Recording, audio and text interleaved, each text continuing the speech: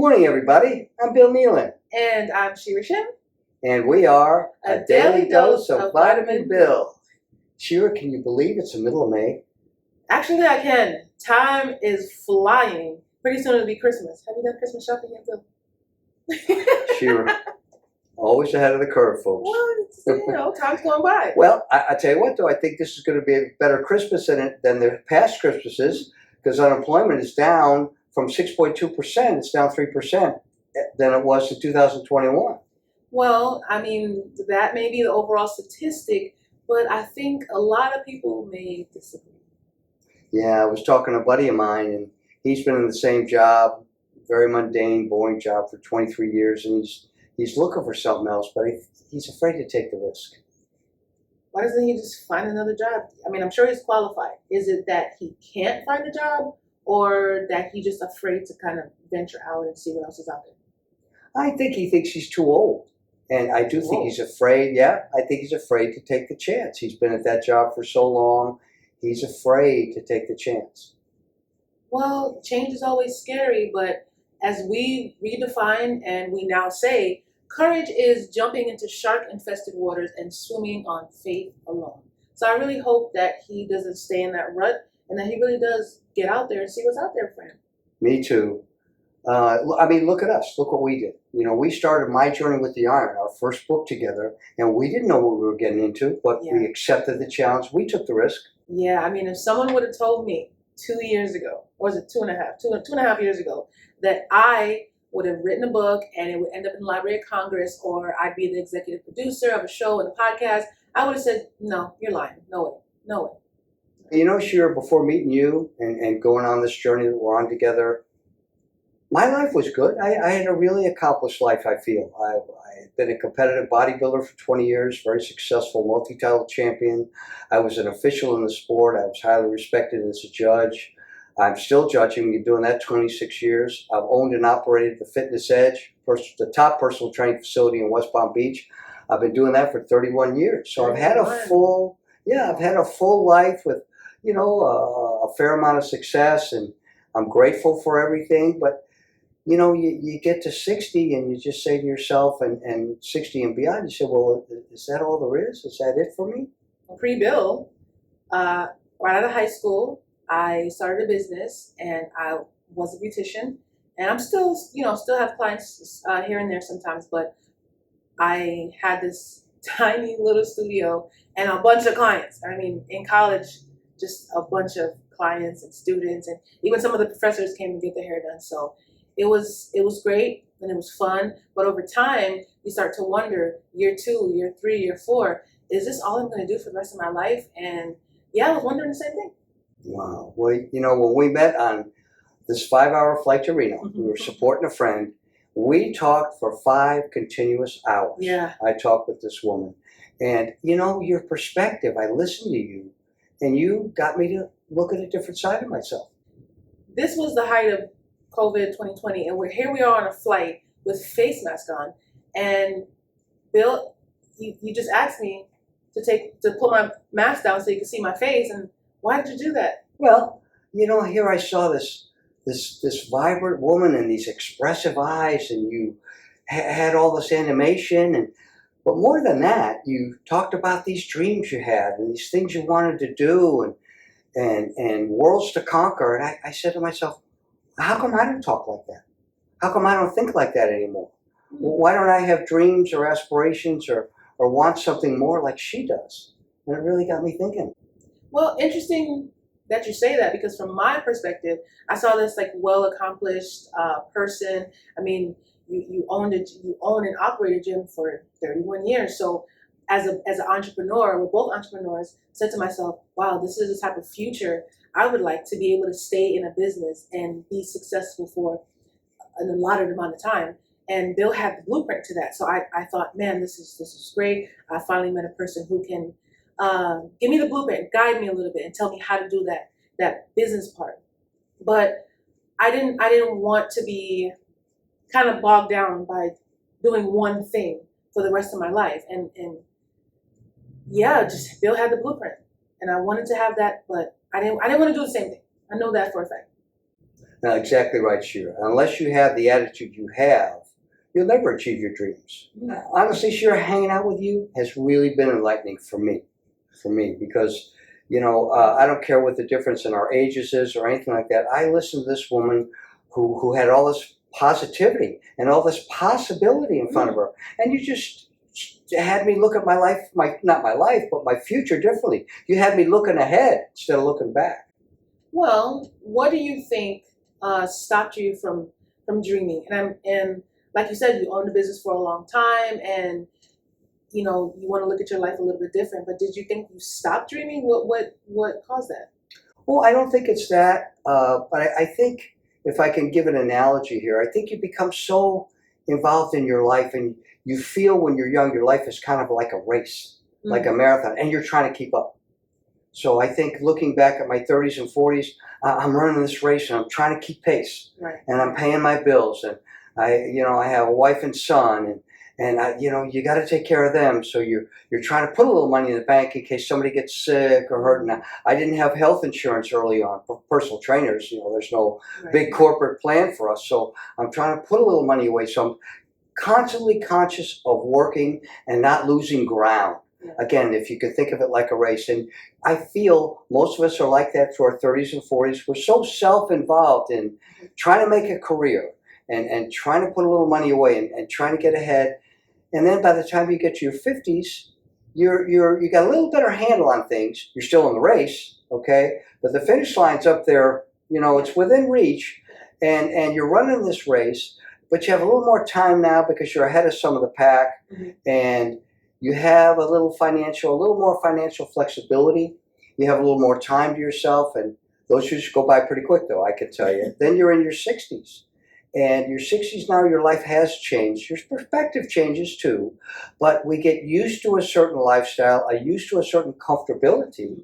And maybe you have some more financial freedom now, but the adventureness and all that, your friends, most of them have grandchildren. So they're kind of doing domestic duties and the home life and everything. You get where I feel most of us feel settled. And hey, we're accomplished. We led our life. We're in our 60s now. Time to relax and just kind of play it safe. I was getting that way, and I was just playing it safe. And dream. What do I need to dream about? Dream for what? What else should I do? It sounds like you are setting your life up in your 30s and 40s for your 60s. And as great as that sounds, it sounds a little boring. But you have the financial freedom part of that, which is what we all want. But then where's the financial, where's the adventure, And we always say these things. There's people that say, I'm going to go to Paris one day and I'm going to do this or I'm going to do that. And then you turn around and you're 75 and you don't have the energy to do that anymore.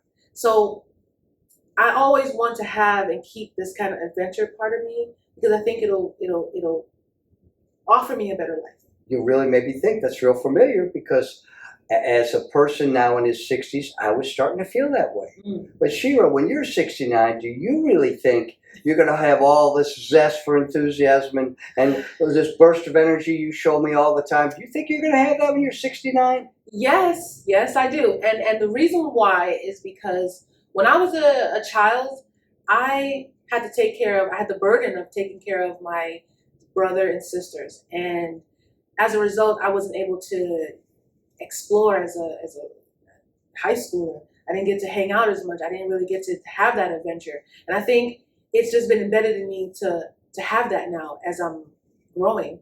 And I think I will always have that need for adventure, always. That's a great point. Shira, I've been with you. We've been good friends for over 2 years, and I've been with you to parks, to museums, out to dinner countless times. And no matter where we're at or what we're doing, I always see this free spirit in you. And it's just marvelous. And it's not just because you're young, okay? That youthfulness and being young, they go together. It's more about the way you look at things and your attitude and the free spirit that you have inside. I think that's what drives you to new experiences. Did you always have a free spirit and lost it, or have you never had it? Well, my childhood was a little different than yours. I didn't have siblings to take care of, and I wasn't hindered that way. Not, I shouldn't say hindered, but I wasn't limited from an adventuresome life like you were. You were strapped with responsibilities as a child. I didn't have that. And my dad worked for an old company. We moved around a lot. So there's certainly some adventure in that when you're the new kid every 5 or 6 years. And at 20 years old, I went to Ireland on my own. I was in search of my birth mother. I was unsuccessful in finding her, but I had such a great time in Ireland on my own. I went again, just for the adventure of it. Well, I mean, that's good. That's really, really good.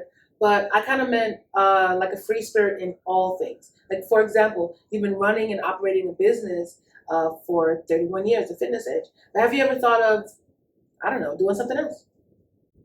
Honestly, no. No. Well, the whole time, 31 years? I guess. And again, those 31 years, I was, even though it was successful, I was still working to keep the business going, keep it good. I'm an entrepreneur. I've had trainers come and go, but I've been pretty much a one-man operation for 31 years. I had a partner the first 12, actually, but after that, the last 20, I've been on my own. And you're consciously, as you know, being a business owner, you're consciously aware of keeping a handle on your business, keeping it going, letting nothing slip away. So honestly, I never thought to venture out. Be honest with you, why take a risk? I've got this established business now that I've built. Go after something else. That's how I was thinking. When I was a beautician, maybe year 3 into being a beautician, and that business was really successful. I had a lot of clients and had my little studio, and I was traveling to people's homes and doing weddings and all this stuff. I also started another business called Faded Dream Cosmetics, and that really is a natural soap line because I don't wear makeup, and if I do, it's like I'll take concealer and like dot it in certain areas, but I don't wear foundation or lashes or any of that stuff. And the real reason is I've tried so many makeup companies and they all break out my skin, pimples, acne, just I couldn't take it. So I decided that I needed to find the root of what the problem was, and it's internal. It's your skin underneath, and covering it up doesn't solve the problem. So I developed a soap line, and it's been really successful. And I did that at the same time as as my beautician business.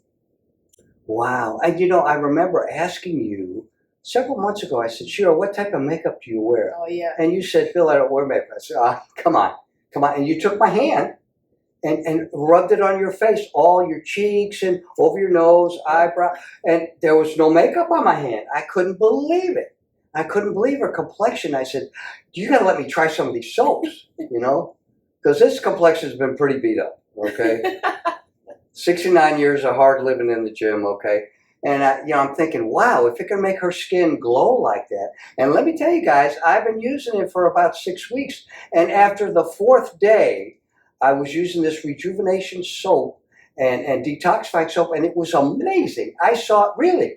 And if you remember, I sent you pictures. We took pictures because of the change. I couldn't believe it. My pores started to close up, and the rough patches of my skin became moist again, the dry areas. I said, this is amazing. This might even make me handsomer.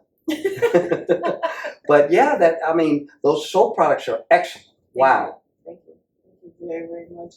And I'm glad you wanted to use it, because I asked you, Bill, what were you using before? And you said, I don't know, anything. Such a guy. Such a guy. He used hand soap.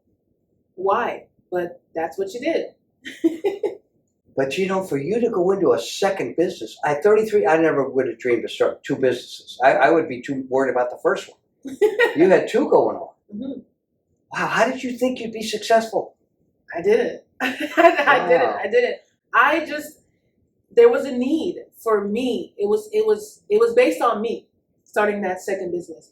And when you're young, you want to hang out and you want to look pretty and you want to be with your friends and do what they do. So I wanted to wear the makeup, but I couldn't. I put it on and then boom, it'll break my face out. So I knew that if I created the business for me, that someone else would find it attractive. And also it went hand in hand because I'm also a beautician. So as clients are getting their hair done, you're sort of kind of their therapist. You're listening to their problems, and they're going back and forth with you, and you're telling them things, and you kind of find out, okay, well, they have skin issues too. So boom, you make a sale for the soap, and then you also make great money for doing their hair, and then also you get recommended. So it just went hand in hand. Wow. Well, Shira, when we started My Journey with Yarn, our book, I sensed right from the beginning you had a strong faith in yourself. That was one of the qualities I really admired. I said, wow, she believes in this project. She believes we can get it done. I knew nothing about writing a book. And you did, guys, this lady did more than just write the book and be my editor. Be the editor for the book. We actually co-wrote. She won't take credit for that, but we co-wrote the book. It's your life, Bill. But she went on to not only do that on the fly. The learning is in the doing with this lady. She went on to learn how to format the book, learn how to do all the font, the cover art, the editing, okay, every part of that book, the print, everything, and submit that to Amazon. And Amazon is very picky. If you guys ever decide to publish a book, their criteria is very sticky. And Shera got rejected. They wanted this little minuscule thing changed. And Shera adapted. Any challenge they threw at her, she was not to be daunted. And she gave them to the specifications, from the captions to the photos and the way the photos were like. I mean, it was so tedious. And I had a front row seat to watch her handle it, learn it, do it, and send it back till they approved. And it was a beautiful finished product. And then we were celebrating the elation of the book that we published, and she said, Bill, we need a book launch. I said, what? And I had my doubts. I said, I've got a few friends, but a book launch? Do you think people will come? Well, yeah. Everything started with that one book, but I knew that in order for us to get people to buy the book, we had to have some kind of party or some kind of something. And we did a book launch. And I remember the first day I said, Bill, we need to do a book launch. You agreed with me, but I could sense you're a little scared. You didn't know what was going to happen. And I said, well, we're going to do it. And we did it. And that turned out great. And when you found out, more than 10 people came. And then yeah, I was worried about the birthday party and no one comes. Well, then we moved on to we got invited to do booths at competitions. And I said, Bill, we're going to have this great booth. We're going to do this. We're going to do that. And again, and I sensed this apprehension. I'm like, oh, Bill, and we did it. It was successful. We made a killing. And then the newspaper, you had the connections. And I said, Bill, reach out to whoever you got to reach out to, because this book needs to be in the hands of everybody in West Palm Beach. Okay. And again, you were, okay, sure, I'll do it. And boom, we're in the newspaper. So the very next thing was, now I'm in DC for that wedding. And I said, Bill, I'm going to find a way to get this book in the Library of Congress. And doubtful Bill again, no, all right, Shera, okay. And you doubted me again. I did. She was just unstoppable. And the book launch to the booths, and she said, Bill, we need more accessories for this. I said, what? Yeah, we need shirts, Bill. We need lanterns. We need keychains. They'll sell. And they did.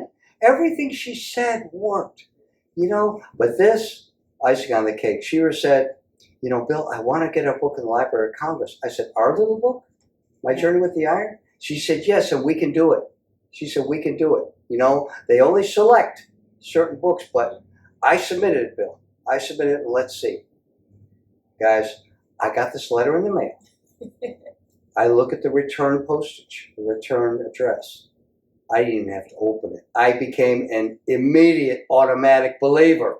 In fact, I shocked her when I dangled this envelope in front of her face. I said, guess what we got? We long forgot about it. I told him I'm going to put this in. If we don't get it, it's fine, but let's do it. Let's see. And it says a great testament to you, Shera, because even though I was the doubting Thomas and I wasn't sure and I didn't want to take this risk, you had enough belief for both of us. You believed for both of us, and you plowed ahead anyway. And wow, I never, and I'm glad, but I never put the brakes on you.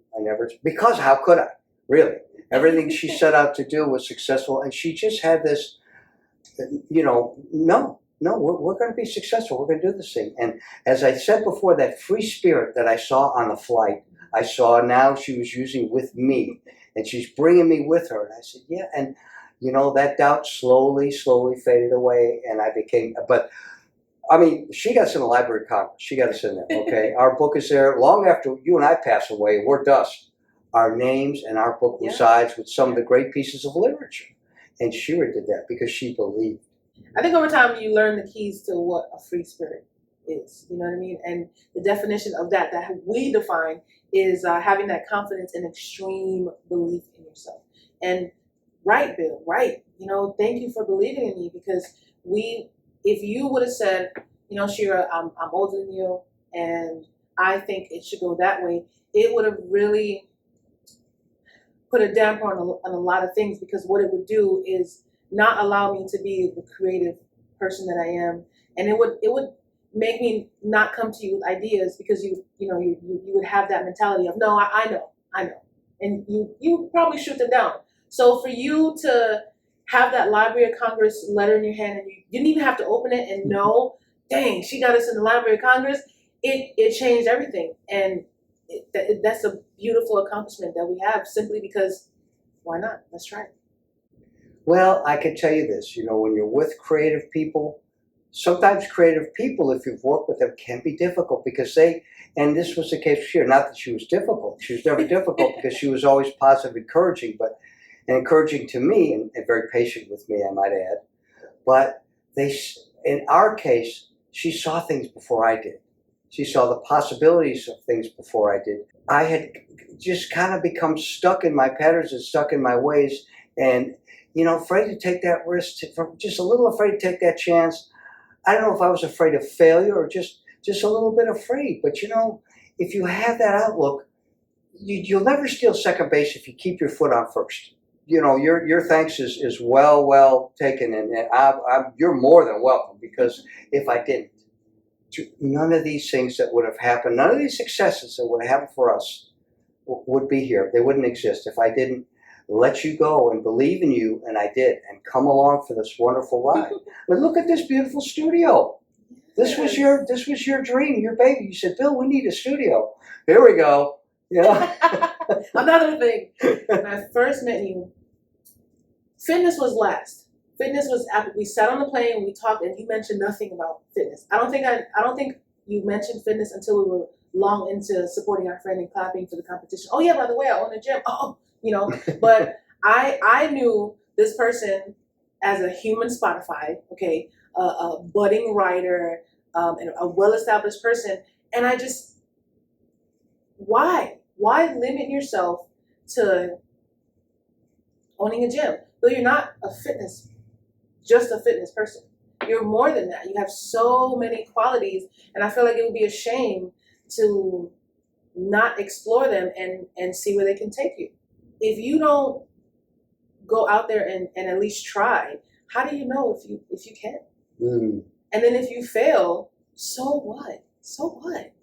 That's what life is about. Not everyone's going to be perfect at everything, but try everything. If you want to go to Paris, go to Paris. If you want to build, a car or a house on your own, or you can do it. You just have to believe in yourself, and that's really the key and the bottom line to everything, is belief in yourself. If you don't have that, well, then you have nothing. Don't get caught in the trap I was in. It's easy to do.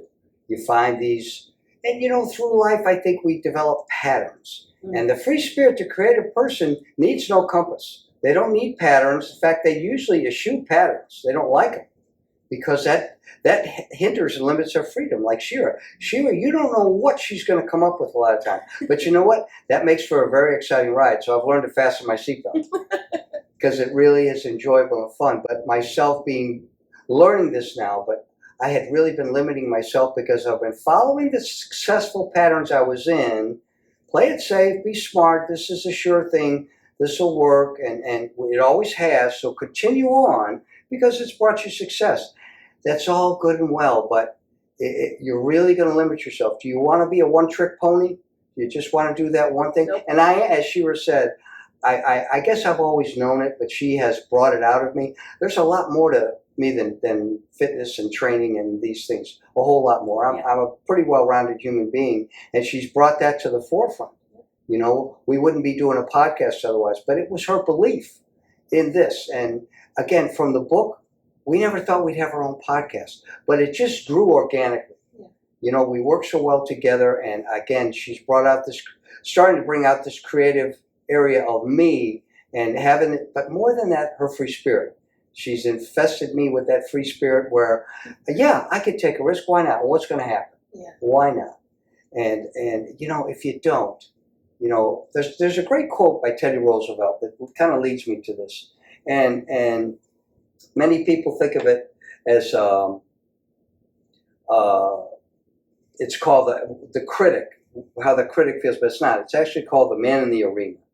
He who strives to actually do the deeds, who knows great enthusiasms, the great devotions, who spends himself for the worthy cause, who at best knows in the end the triumph of high achievement, and who at worst, if he fails, at least he fails daring greatly.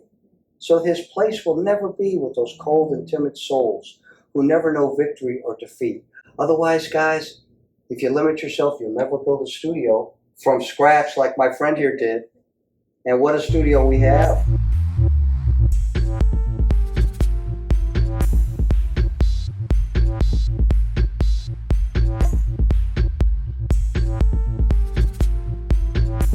Sunday, February 19th at 5:21 p.m., Bill and I have completed putting up this banner on the wall in our new podcast studio.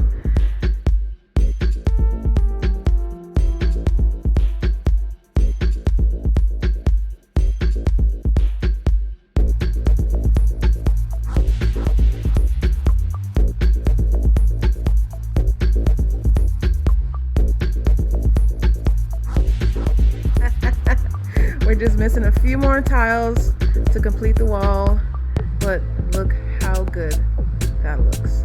Clean. Bill and I did this. Yeah, we did. Wednesday, March 1st. So the corner shelves are up. The entire wall is done. Tuesday, March 28th, we are up and ready for filming and recording. Here's our video camera. Our mics are gonna come in tomorrow. Studio is pretty set. We got the cups, we got the tablets, background lights, camera, action. Yeah, it's a beautiful studio. It took us a little while, but we got it done. And this was never a thought. It was so random. It was so random. And it all started from a book. And from that book, we simply thought, yeah, we're just gonna write a book. And that's, for us, it's us. We're gonna write that book, and if nobody buys it, oh well, we wrote a book. And all these other accomplishments came after that. And it's just a belief in, well, hey, you know what, if we did that, maybe we can do that.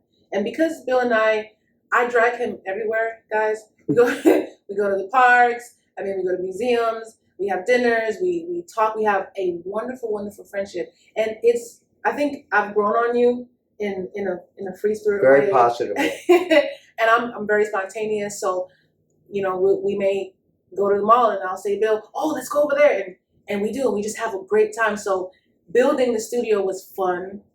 And we knew that we had a lot to talk about.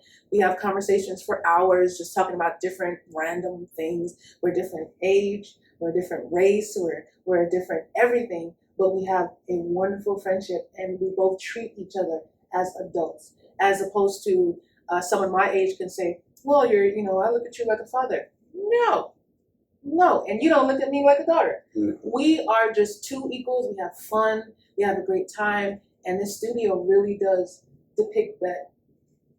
It really does. Boy, I'll say. The old version of me would have said, oh, that sounds like a lot of work. But with this lady, it was an adventure and it was fun. And you know what? What I learned from this lady is you can make everything fun. You know, you can turn around everything. Every project we've done required work. But the key is learn to have fun while you're doing it. Yeah. And take pride in it. You know, do it well. And that's part of who Shera and I are. We try to do everything the best we can. It's something that we're proud of. Otherwise, we won't do it. Yeah. It's got to be, it's a reflection of us and how we think. And, I appreciate what Shera said, because I took her at face value. That woman I met on the plane, I liked everything I heard out of her. I liked her spirit. I liked her attitude. I liked her positivity. And I said, this person can be a real benefit to me. I'm going to stick around. I'm going to learn more about this person. And our friendship developed out of just a mutual interest and respect for each other's ideas. Age, creed, race, religion never came into play. Never came into play. I took her for her character and who she is. And I said, this person can be a great, great benefit to my life. And so it has been. Yes. So it has been. We are going to continue to step into the arena and not be afraid of anything. And you know what? If we're not successful in this, we'll be successful in that. You know what I mean? It doesn't matter to us. And we want to encourage you guys to do the exact same thing. Do not limit yourself to your occupation or, to what you think you can't accomplish. Try. And if you fail, again, so what? That's what life is about. Just like when you're a kid and you ride a bike, you ride and you fall off, and then what do? Get back up, get on, and you keep riding again until you know how to ride the bike. Same thing with life. Great wisdom there. None of us are alone either. None of us are alone. Take inventory of your friends and stick with those who support you. Yes. Because they'll bring out, as Shera has brought out, the best version of me. And a good supportive friend can do that. They'll help you with your dreams. They'll support you with their dreams. In our case, we combined. But, stick with those friends that you're never alone. Yeah. Stick with those friends who support you, who believe in you. Yeah. The others, let them go. Right, and start developing mantras to your life. Mm-hmm. Bill and I, we don't say if, we say when. That's right. So anything that we want to accomplish, if God doesn't give it to us this week, He might give it to us next month or next year, but we're not going to stop saying when. And you shoot for the sky, and if you land amongst the stars, you still made the shoot, right? So do it and try your best to enjoy your life, and don't wait until you're 80 to try to venture out and do something. Do it now. Do it while you can. Yeah, don't wait till you're 67. Well, guys, Bill and I's friendship has evolved tremendously since our chance encounter on this 5-hour flight to Reno.